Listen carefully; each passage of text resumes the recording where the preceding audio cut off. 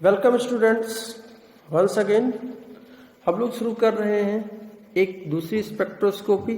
अब तक हम लोगों ने पढ़ लिया है इलेक्ट्रॉनिक स्पेक्ट्रोस्कोपी, जिसको यूवी विजिबल स्पेक्ट्रोस्कोपी कहते थे।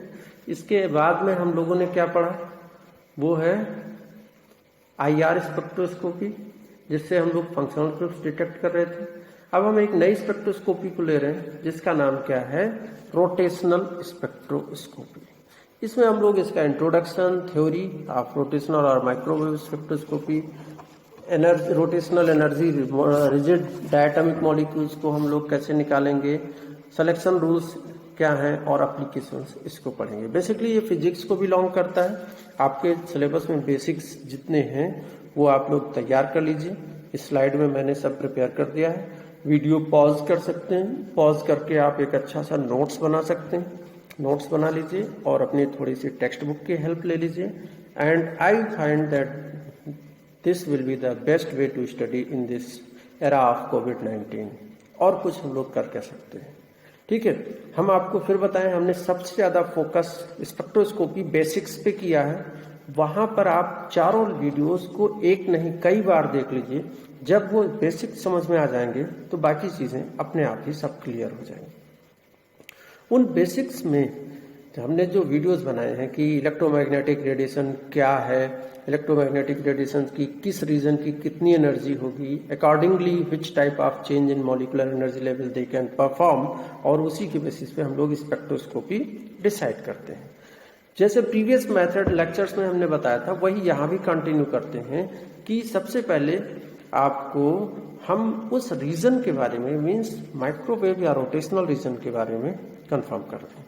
जो रोटेशनल रीजन माइक्रोवेव, जो माइक्रोवेव रीजन है किसका, इलेक्ट्रोमैग्नेटिक रेडिएशन का, वो क्या है, उसकी वेवलेंथ 0.5 to 300 मिलीमीटर्स के रेंज में, ठीक है। न्यू बार मैंने आपको बताया था कि वेवलेंथ आपको आनी चाहिए, फ्रीक्वेंसी न्यू आनी चाहिए, न्यू बार दैट इज 1/λ आनी चाहिए, जो कि जनरली सेंटीमीटर यूनिवर्स में रिप्रेजेंट करते हैं। अलग अलग स्पेक्ट्रोस्कोपी में ट्रेंड अलग अलग है, ट्रेडिशन अलग अलग है कि किसको हम कैसे रिप्रेजेंट करें। जब हम यूवी विजिबल पढ़ रहे थे तो वहाँ यूवी विजिबल में हमने लैम्डा नैनोमीटर में रिप्रेजेंट किया था, वेवलेंथ में रिप्रेजेंट किया था। फिर हमारे पास जब आईआर स्पेक्ट्रोस्कोपी आई तो हम सेंटीमीटर इनवर्स में रिप्रेजेंट यानी वेव नंबर रिप्रेजेंट करने लगे। माइक्रोवेव या रोटेशनल में भी हम वेव नंबर ही रिप्रेजेंट करते हैं। तो एक दूसरे से कन्वर्जन भी आपको आना चाहिए। That I have explained very well in videos आप बेसिक्स 1 to 4, वो आप जरूर एक नहीं कई बार देखें, मैं बार बार ये आपको बताऊंगा। Okay, now let us continue. What is rotational spectroscopy? This deals with the interaction of microwave radiation with gaseous molecule, plotting percentage absorbance on y-axis against wave number or frequency on x-axis to get the absorption peak। ये सब सारी चीजें बहुत ही पुरानी हैं, हम पहले ही बता चुके हैं कि वहां पर एब्जॉर्बेंस या ट्रांसमिटेंस हम लोग प्लॉट करते हैं, ठीक है। माइक्रोवेव रीजन मैंने डिस्कस किया। जो हमारा जनरल वर्किंग रेंज आएगा वो है 100 to 1 सेंटीमीटर इनवर्स, ठीक है। 100 to 1 क्यों लिखा है, इस बात को भी मैंने पहले भी एक्सप्लेन किया, यहाँ भी बता रहे हैं, क्योंकि जब वेवलेंथ बढ़ेगी तो एनर्जी या वेव नंबर घट रही होगी। यानी हम इंक्रीजिंग वेवलेंथ के ऑर्डर में जनरली रिप्रेजेंट करते हैं, इसका मतलब कि वेव नंबर का ऑर्डर डिक्रीजिंग आएगा। जो इस रीजन की जो एनर्जी है वो है आपकी approximate 2.4 to 2.2 into 10⁻⁴ kilo calorie पर मोल। What this energy can do? This microwave region energy can do a change in rotational level of the molecule। ये मॉलिक्यूल के रोटेशनल लेवल को चेंज कर सकता है। Those rotational states are quantized. मैंने आपको बताया था कि स्पेक्ट्रोस्कोपी में क्वांटाइजेशन ही एक मैजिक है, जिसके कारण ये इतना कुछ इंफॉर्मेशन दे रहा है या फिर पढ़ने को मिलता है। स्पेक्ट्रोस्कोपी का सब कुछ किस पे डिपेंड कर रहा है, किस पे डिपेंडेंट है, वो है क्वांटाइजेशन। एनर्जी लाइट की मीन्स माइक्रोवेव रेडिएशन की क्वांटाइज्ड है और energy states of matter are also quantized, तभी रेजोनेंस या मैचिंग हो पाती है। Okay, let us continue theory of microwave spectroscopy. इसी को हम लोग माइक्रोवेव स्पेक्ट्रोस्कोपी बोलते हैं या फिर रोटेशनल स्पेक्ट्रोस्कोपी बोलते हैं। रोटेशनल चेंज मॉलिक्यूल में करवाता है, इसलिए रोटेशनल स्पेक्ट्रोस्कोपी हुआ। इसमें जो हम लोग इलेक्ट्रोमैग्नेटिक रेडिएशन यूज करते हैं वो कौन सा है, माइक्रोवेव रीजन का है, इसीलिए इसे माइक्रोवेव स्पेक्ट्रोस्कोपी बोलते हैं। A gaseous molecule with permanent dipole moment, that is HCl, CO, H2O, vapor, water vapor, not water liquid, मैंने पहले ही लिख दिया gaseous molecule। जो gaseous molecule है that generates oscillating electric field by rotation। अगर gaseous molecule को हम rotate कराएंगे तो ऑसिलेटिंग इलेक्ट्रिक फील्ड जनरेट होगी। When the frequency of electric field vector of the oscillating polar molecule resonates with the frequency of electric field of incident microwave radiation, जो कि कौन से रीजन में है, माइक्रोवेव रीजन में है, electromagnetic radiation, then the molecule goes to higher rotational level by absorbing energy. Okay, that forms the basis of microwave spectra. Rotational energy levels of molecule are quantized only in gaseous state, so mind it, केवल gaseous state में ही free rotation possible है। इसका मतलब क्या हुआ, solid और liquid rotational spectroscopy या microwave spectroscopy show नहीं कर रहे हैं। That is very important point, आपको याद रखना है। In case of non polar molecules, जहां पर कोई भी इलेक्ट्रिक फील्ड चेंज नहीं होगा रोटेशन के कारण, वहां भी जो है वो ये माइक्रोवेव इनएक्टिव होंगे, यानी ऐसा कुछ शो नहीं होने जा रहा है। तो ये दोनों पॉइंट्स आपके एक तरह से सेलेक्ट कर रहे हैं कि कौन से मॉलिक्यूल्स आईआर एक्टिव होंगे और माइक्रोवेव एक्टिव होंगे, कौन से नहीं होंगे। क्या है, पहला स्टेट में मैंने बताया कि सॉलिड्स और लिक्विड्स नहीं शो करेंगे। दूसरी बात क्या है कि नॉन पोलर मॉलिक्यूल्स हैं, ये भी नहीं शो करेंगे, क्योंकि उनको रोटेट कराने से कोई चेंज नहीं होने जा रहा है पोलरिटी में। नाउ अगर मान लीजिए ये क्या हम इनको हम कंसीडर करेंगे एक रिजिड रोटर मॉलिक्यूल्स को। अब रिजिड रोटर नाम लेते ही आपके पास फिजिक्स आ गई पूरी की पूरी।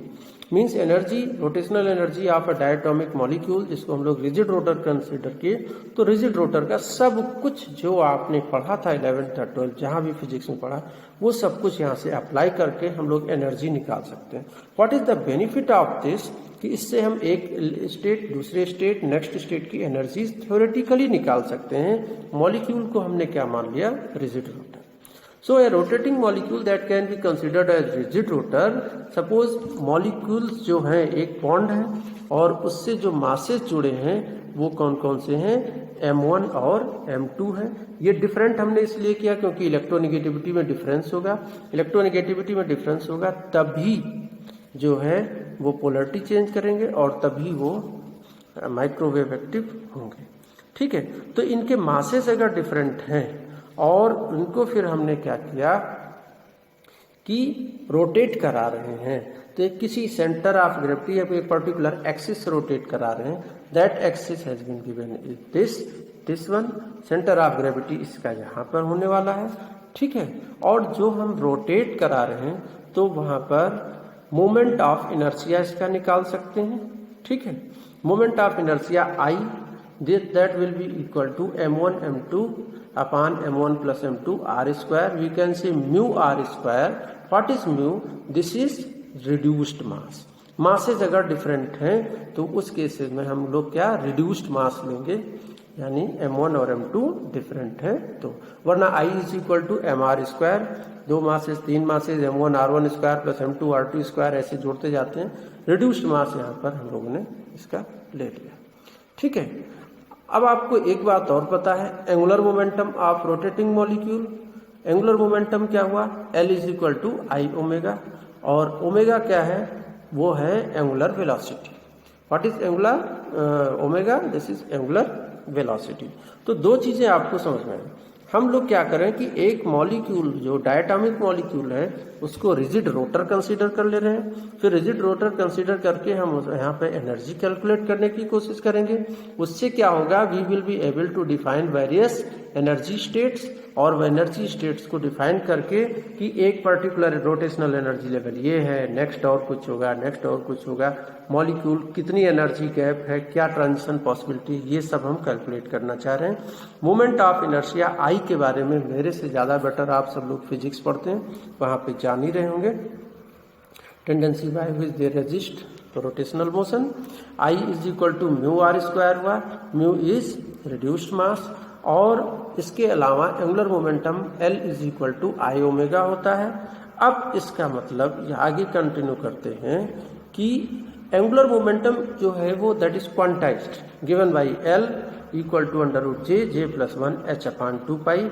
जब आप 11th में एटॉमिक स्ट्रक्चर पढ़ रहे थे तो ऐसे टर्म्स बार बार आए होंगे जिनको आपने पढ़ा होगा, जैसे आपके पास स्पिन को लेके under root S S plus 1, ठीक है, और जहाँ पर एस क्या था, स्पिन क्वांटम नंबर था, उसी तरह से ये एंगुलर मोमेंटम है, angular momentum L that is equal to under root J J plus 1 H upon 2 pi. कभी कभी एच अपान 2 पाई को हम लोग ऐसे भी लिख देते हैं, तो ये भी ध्यान रखिएगा, एच अपान 2 पाई को ऐसे एच क्रॉस में लिख देते हैं, ठीक है। नाउ अब हम क्या काम करें कि इन वैल्यूज को यहाँ पुट करें, तो energy of rotating molecule that will be given by E J is equal to half I omega square. Half I omega square हम इसमें ऊपर और नीचे आई से मल्टीप्लाई कर ले रहे हैं। आई से मल्टीप्लाई इसलिए कर रहे हैं क्योंकि हम यहाँ पर लाना चाह रहे हैं आई ओमेगा का whole square. I omega that is equal to L, so we can say L square upon 2 pi. Now अब एल का तो यहाँ पे दिया हुआ है, L is equal to under root J J plus 1 H upon 2 pi, तो उस एक्सप्रेशन को यूज करके we can find E J is equal to H square upon 8 pi square I J J plus 1 that will be in joule. फिर बता दें आपको कि कोई भी कैलकुलेशन हमारा जो यहाँ पर है वो जूल नहीं बल्कि सेंटीमीटर इनवर्स में है, तो यानी कि उसको जो एनर्जी जूल में है उसको हमें वेव नंबर बनाना है। तो वेव नंबर बनाने दोनों में डिफरेंस, जस्ट डिफरेंस क्रिएट करने के लिए हमने क्या किया, ई जे को अब क्या लिख दिया एप्सिलॉन जे और एच अपान 8 पाई स्क्वायर आई सी जे। ये बात आप लोगों को अगर नहीं समझ में आई है तो प्लीज आप ध्यान दीजिएगा, E is equal to H C upon lambda होता है, you can say H C one upon lambda, और यही 1 अपान लेमडा क्या है, न्यू बार है। So you can say this nu bar is equal to E upon H C. तो हमने simply यहाँ पर क्या किया है, एच सी से उसको डिवाइड कर दिया है, ठीक है। एच सी से इसको डिवाइड कर दिया तो वो किस में आ गया, सेंटीमीटर इनवर्स में, और सेंटीमीटर इनवर्स में इसको जस्ट एक डिस्टिंग्विश करने के लिए हमने उसको ई के बजाय क्या लिख दिया, एप्सिलॉन लिख दिया, ठीक है। अब इस टर्म को एच अपान 8 पाई स्क्वायर आई को हम लोगों ने रोटेशनल कांस्टेंट बी मान लिया, ठीक है, जिससे हमको आगे लिखने पढ़ने में आसानी हो। ध्यान दें हम लोग केमिस्ट्री की क्लास में हम यहाँ पे इसका कैलकुलेशन नहीं करने जा रहे हैं, तो ये टर्म हमको आसान करना चाहिए था, इसको हमने क्या कर लिया B. So total epsilon J that will has been equal to B J J plus 1 centimetre inverse. ये हमने क्या किया, रोटेशनल एनर्जी लेवल निकाल लिया।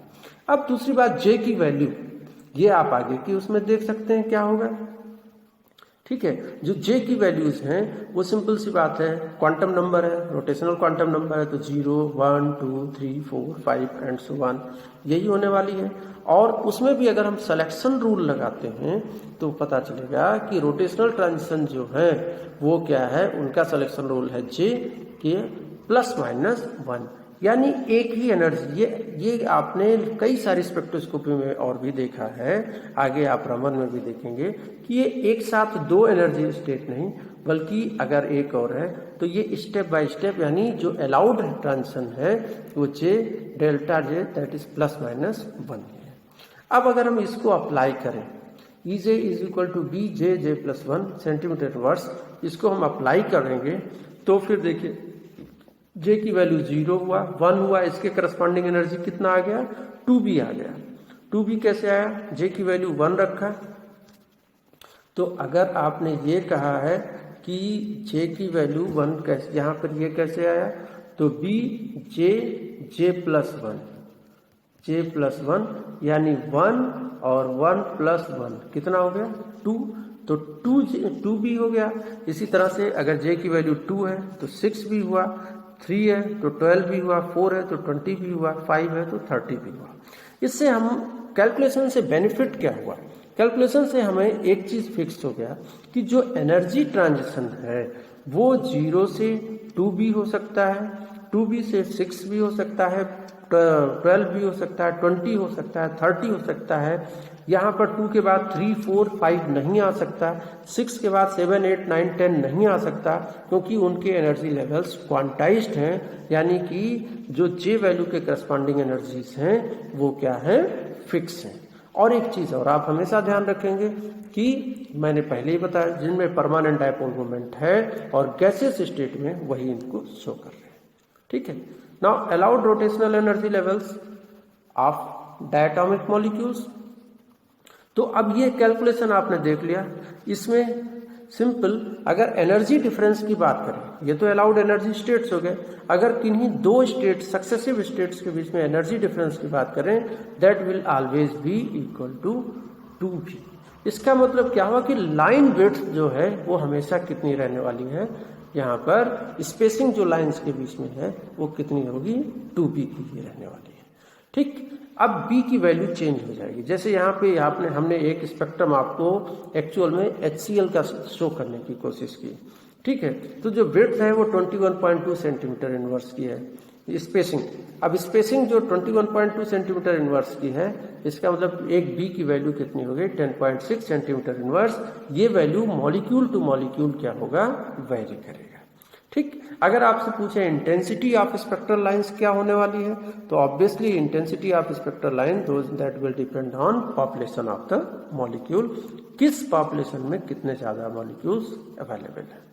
ओके, सो एप्लीकेशंस की बात करें तो इससे कई सारी मॉलिक्यूलर कैरेक्टरिस्टिक्स निकल के आएंगे रोटेशनल स्पेक्ट्रोस्कोपी से। फर्स्ट मैंने जैसे कि दिखा, important feature of molecular rotational spectroscopy for chemical analysis is resolution of spectral intensities analysis is that the resolution of spectral transitions is sufficiently high, giving exact information about 3D structure of molecule, जिसमें कि क्या आ रहा है, geometry आ रहा है, bond length आ रहा है, और क्या आ रहा है, एटॉमिक मास आ रहा है। इन सब की एग्जैक्ट इंफॉर्मेशन मिल पाएगी। अभी आप इसमें कुछ भी कंफ्यूज कर रहे हैं तो बॉन्ड लेंथ और एटॉमिक मास दो चीजें तो आपकी यहीं पे आ गई थी। मासेस, सपोज दो एटम्स हैं, बाकी चीजें दी हैं, एक का मास दिया है तो दूसरे का आप निकाल सकते हैं। लेंथ आपको एग्जैक्टली यहाँ से मिल जा रही है, और वेक्टर क्वांटिटी है आपका डायपोल मोमेंट। ठीक, तो ये सब कुल मिला के ये सारी इंफॉर्मेशन आप, वेक्टर क्वांटिटी मीन्स ज्योमेट्री को रिप्रेजेंट कर रही है, ये सारी इंफॉर्मेशन आप देख सकते हैं। Those have been derived by rotational spectrum of molecules. दूसरा, determination of isotopic abundance. As stated earlier कि एक स्मॉल चेंज अगर मॉलिक्यूल के मास में हुआ, एटम के मास में हुआ, तो वहां पर म्यू की वैल्यू बदलने वाली है, जो फार्मूला आपने दिया है। तो इस बेसिस पर हम तुरंत आइसोटोपिक अबंडेंस को, मतलब भले ही उनका न्यूक्लियस एलिमेंट सेम है लेकिन मास चेंज हुआ, तो हमारी कैलकुलेशन जो मास पे बेस्ड है, डेफिनेटली हम उसको क्या करेंगे, आइडेंटिफाई कर लेंगे। सो the major strength of this rotational spectroscopy is for structural determination. It is used for isotopic substitution to determine position of individual atom. ठीक, किसी कोई एटम कहाँ था, आइसोटोपिक सब्स्टिट्यूशन, ये एक अलग का केस हुआ कि कौन सा मॉलिक्यूल यहाँ पर था, उसकी जगह हम चेंज करेंगे तो वैल्यूज हमारी चेंज होगी, इससे हम आइडेंटिफाई कर सकते हैं। नेक्स्ट, एस्ट्रोफिजिक्स में हम इसका यूज करते हैं, माइक्रोवेव या रोटेशनल स्पेक्ट्रोस्कोपी का। Temperature and composition of Interstellar medium can be determined using rotational spectroscopy. कुछ एक डायटोमिक मॉलिक्यूल्स इंटरस्टेलर गैसेज में H2OH SO ये सब रिपोर्ट हुए, और वो इसी के रोटेशनल स्पेक्ट्रोस्कोपी के एप्लीकेशन से हुए। नेक्स्ट, हाँ, ये फिजिक्स आप पढ़ रहे हैं, Interstellar medium, that is too much simple thing कि आप हाई टेम्परेचर की स्टडी आप इसको जानते ही होंगे। Next is determination of dipole moment of gaseous polar molecules by recording pure rotational spectra in presence of strong electric external field. Applying Stark effect, we can determine the dipole moment. Again, Stark effect and Zeeman effect आप class 11th atomic structure मैंने पहले ही hint कर दिया है, ये previous knowledge आपको होना चाहिए। Splitting of spectral lines under influence of electric field is Stark effect, under influence of magnetic field is Zeeman effect, ये वहां से कंफर्म कर सकते हैं। High resolution of spectrophotometers are able to analyse complex sample mixtures directly without spectral overlap, for example essential oil।